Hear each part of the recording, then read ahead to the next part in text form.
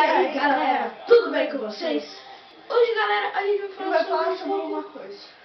As pessoas que vendem chiclete, bala, Moradores essas na coisas rua. não. A gente tá falando não que elas são ruins, mas tem umas que enchem o saco, né? Porque esses dias, galera, eu fui no...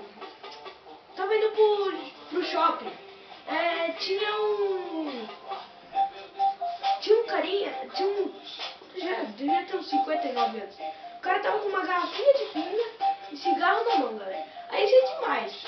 Eu sinceramente eu tenho dó dessas pessoas. Mas essas que tomam cachaça, fuma, não dou dinheiro. Mas essas que vendem essas coisas na rua, eu até dou às vezes. Ou essas que ficam aí ajudando a gente a estacionar o carro, né?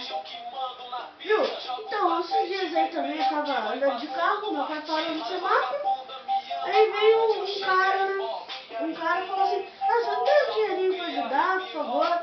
Aí meu pai tinha 50 centavos. Aí o meu pai deu pro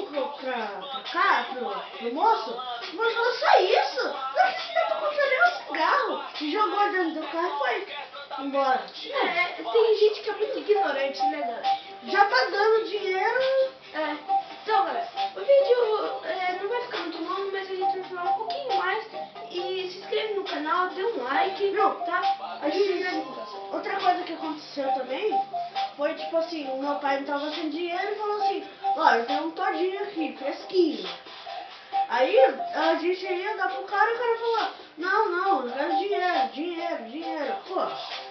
Não, tipo, se o cara falar que quer dinheiro, já dá pra saber que ele quer comprar cachaça, essas coisas, enfim. Galera, o vídeo vai ficando por aqui, até o próximo vídeo e fui!